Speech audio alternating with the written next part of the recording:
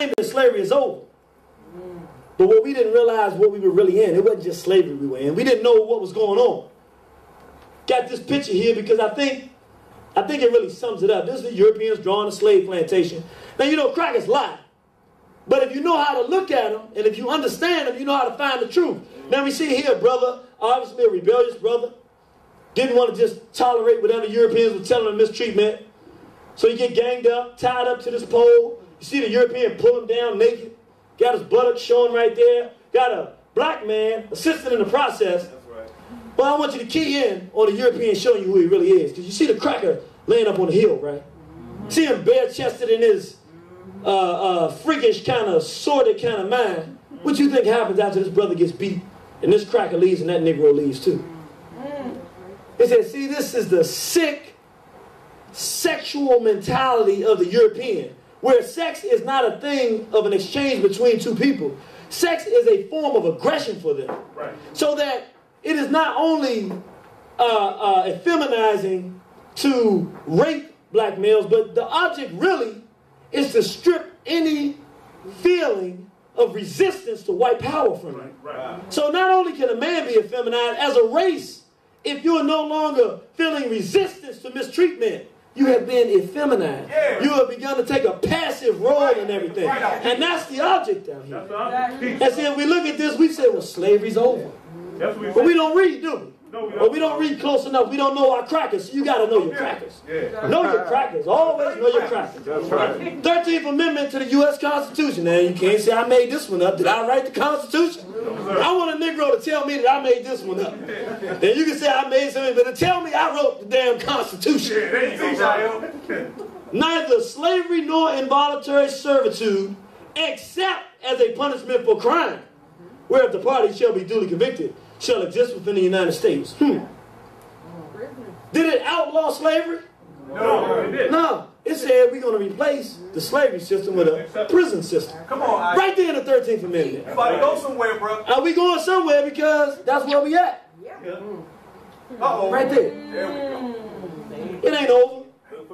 The same, these crackers in these damn prisons telling black men to bend over and ramming his damn finger. What kind of sick-ass freak?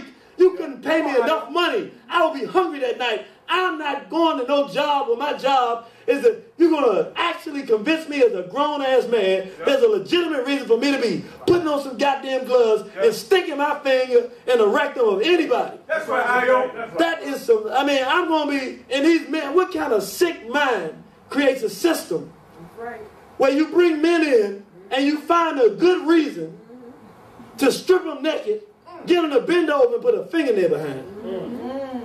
To strip search them because you think they did something wrong. What does them being naked have to do with them having done something wrong? Talk about it, brother. It's the sex and aggression.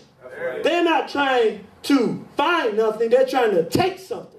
They're trying to take your resistance. And one of the ways they take resistance is through sexual conquest. I've been through this whole thing. I'll never forget I was arrested. I mean, for nothing. I didn't do nothing. They wrote a ticket, they didn't even have a reason. And it took me to the prison, and I was guaranteed I was going to fight. I said, we going to fight. There ain't no strip search going on up here. And there was some crackers, about 6 crackers, and 2 Negro pigs, right down in the jail.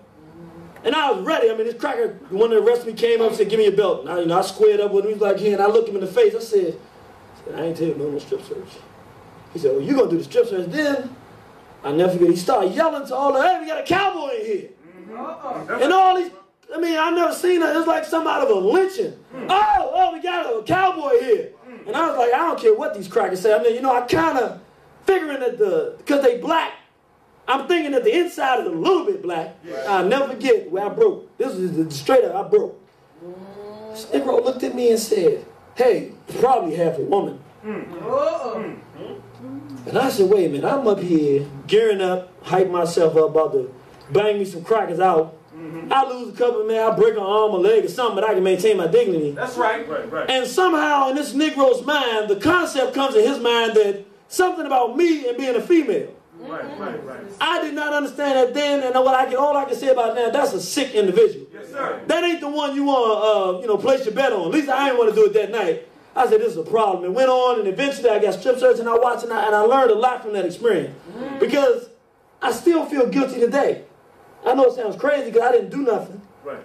But let's talk about, let's talk about what happens to a black man and a black woman when they're sexually abused. Okay, come on. Tell you so you can understand kind of why I still feel guilty. Like I let something slide that I owe somebody for something. Come on. Like I was less than a man because something happened to me and I feel guilty about it. I literally sit around some nights and say, this is a problem. I should do something about this tonight. But I know there's a greater good to be done. Right. But I really know I'm supposed to do something. Well, what happens to the little boy who's molested? Yep. Let's talk about the alternative. It's really basically three things that's going to happen. One of them always happens. Dysfunction. There it is. There's nothing that can be done. It is a dysfunctional thing. It goes straight to the core of the human being. It goes to your soul. Skip past the spirit. Skip past your intelligence. It goes to the soul. Because a boy is supposed to be nurtured and go through things that make him a man. When you go that deep into the soul and strip that away, you create a dysfunction that never, ever, ever just ceases. The person, for the rest of their life, has to fight against that. So in some area of their life, they're going to experience dysfunction. Yeah, they may look functional to people on the surface. That's because most of us are dysfunctional. But on some level in their life, somewhere in their life, even if it's just in their own mind, they're going to struggle with things that the rest of us don't struggle with because something happened to us that didn't happen to the rest of the people. That's the best case scenario. The best case scenario is you can have a man out here that's doing well, living his life, and suffering the type of internal pain that you and I, who have not suffered it, would never be able to imagine. That's the best case scenario. Then we have the other scenarios where somehow, and this is just observing the process, somehow, that's why these prisons are so dangerous. That's why this European is so, somehow the act of raping a male at a young age, or even an older one, strips his sense of him being a man to such a hard degree that he surrenders to the idea of him just being a woman. The idea is that something has happened to me so much that I no longer can claim my manhood. And so consequently he goes about participating in sexual deviance. Now remember, he's going to have dysfunction. But now he's on a whole nother level of dysfunction because he's creating repetition out of the crime and the thing that happened to him. So he starts to participate in so-called homosexuality, see himself as a homosexual when in fact he's a victim. And the last and most insidious and horrible thing that can happen is that he begins, now that he was violated, to adopt the white sex mentality, the predatory mentality. And so now sex becomes an aggressor and a victim. And so he begins to prey on children and go around the community or wherever he can find children and molest them. Those are the impacts that it can have. One of those three or all of them. So if you find somebody who's been sexually abused, a black man, and he ain't doing one of them other two, you got you a strong black man who's made it.